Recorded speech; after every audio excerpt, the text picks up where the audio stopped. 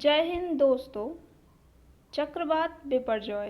इस वीडियो में हम डिस्कस करने वाले हैं चक्रवात बिपरजॉय के बारे में, चक्रवात के नामकरण के बारे में, साइक्लोन क्या होता है, नामकरण व सलाह जारी करने में कितने देश शामिल हैं और क्यों हैं।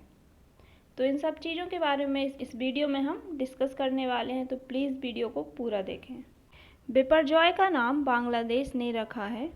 बिपरजॉय एक बंगाली नाम है जिसका अर्थ होता है डिजास्टर या क्लैमिटी। इन चक्रवातों का नामकरण विभिन्न दिशा निर्देशों के साथ विभिन्न देशों के पैनल द्वारा रोटेशनल आधार पर किया जाता है। मतलब इस पैनल में जितने भी देश होते हैं रोटेशनल रूप से नाम तय करते हैं। चक्रवात तौकाते के बाद अरब सागर में यह दूसरा सबसे गंभीर चक्रवाती तूफान है।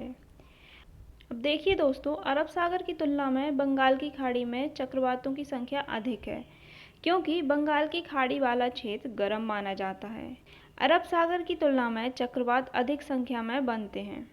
कहाँ पर? बंगाल की खाड़ी में। लेकिन जलवायु परिवर्तन की वजह से गर्म हवाएं होने के कारण अरब सागर में भी चक्रवात बनने की स्थिति पैदा हो गई है।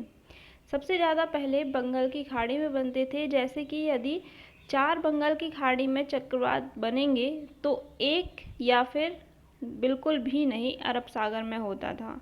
लेकिन कुछ सालों से यह स्थिति बन गई है कि यहाँ चक्रवातों की संख्या बंगाल की खाड़ी से ज़्यादा होती हुई नजर आ रही है। चक्रवात 2 प्रकार के होते हैं, शीतोष्ण कटिबंधीय चक्रवात, उष्ण कटिबंधीय चक्रवात। बिपरजॉय उष्ण कटिबंधीय चक्रवात है। उष्ण कटिबंधीय चक्रवात महासागर के ऊपर बनते हैं। ये चक्रवात अरब सागर में फॉर्म हुआ है। अब हम व्याख्या के साथ जानते हैं कि साइक्लोन बनते कैसे हैं। यहाँ पर हमने डायग्राम की मदद से समझाने की कोशिश की है। जब समुद्र का टेम्परेचर बढ़ जाता है, जो कि 27 डिग्री से अधिक होता है, तब समुद्र से गर्म हवाएं ऊपर को उठती हैं। देखिए इस तरह से। तब उतने सरफेस पर लो प्रेशर की स्थिति बन जाती है। जैसे ही गर्म हवा ऊपर को उठती है, आसपास की जो ठंडी हवा होती है वह इस स्थान को तेजी से भरने की कोशिश करती है और इन सब के कारण चक्रीय स्थिति उत्पन्न हो जाती है, जो कि यहाँ पर चित्र की मदद से बताने की कोशिश की गई है।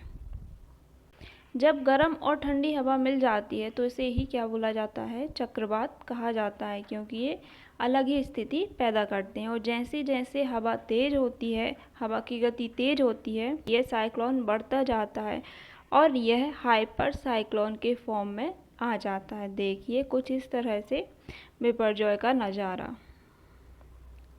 जो कि हाइपर साइक्लोन बन चुका है। गर्म हवाएं ऊपर उठती हैं और संघनित हो जाती हैं। इसी के कारण बादलों का निर्माण होता है, जो कि भारी बारिश का कारण बनती हैं और विनाश का भी।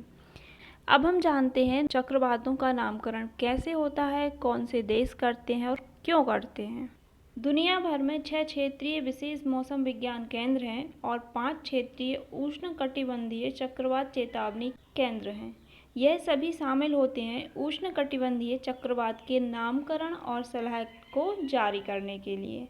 भारतीय मौसम विज्ञान विभाग IMD भी इन 6 क्षेत्रीय विशेष मौसम विज्ञान केंद्र में से एक है। IMD नई दिल्ली में स्थित है और यह एक क्षेत्र में आए हुए चक्रवात के नामकरण के लिए काम करता है। यह क्षेत्र विशेष है बंगाल की खाड़ी, उत्तर हिंद महासागर, अरब सागर पर विकसित उष्ण कटिबंधीय चक्रवातों को नाम देने के लिए। दोस्तों, अब जो भी चक्रवात आएगा तो उसका नामकरण इंडिया करेगी। नामकरण सितंबर 2004 से शुरू किया गया, जिसमें 8 देश शामिल थे, जो कि इस प्रकार हैं: Bangladesh, Bharat, Maldives, Myanmar, Oman, Pakistan, Sri Lanka, Thailand. 2018 में 5 देश को और शामिल किया गया, जो कि हैं ईरान, कतर, सऊदी अरब, संयुक्त अरब अमीरात और यमन। यह 13 सदस्य देश रोटेशनल पद्धति का इस्तेमाल करते हैं और जो भी नाम डिसाइड होता है वह 8 अक्षर से अधिक नहीं होना चाहिए, ये भी ध्यान में रखते हैं, क्योंकि इनके कुछ नियम व शर्तें होती हैं। चक्रवात कम दबाव वाली प्रणाली पर काम करता है। सामान्यतः उच्च तापमान जहाँ होता है वहाँ कम दबाव वाली हवा होती है और कम तापमान जहाँ होता है वहाँ उच्च दबाव वाली हवा होती है। अब दोस्तों आपके लिए एक क्वेश्चन है जो कि आपको बताना है यदि आपने ये पूरा वीडियो केयरफुली होकर देखा है, क्योंकि ये वीडियो आपके 100% काम आने वाला है। आने वाले एग्ज़ाम में यहाँ से क्वेश्चन आपको ज़रूर मिलेंगे देखने को। दुनिया भर में कितने क्षेत्रीय विशेष मौसम विज्ञान केंद्र हैं? तो इसका सही आंसर आपको बताना है कमेंट सेक्शन में।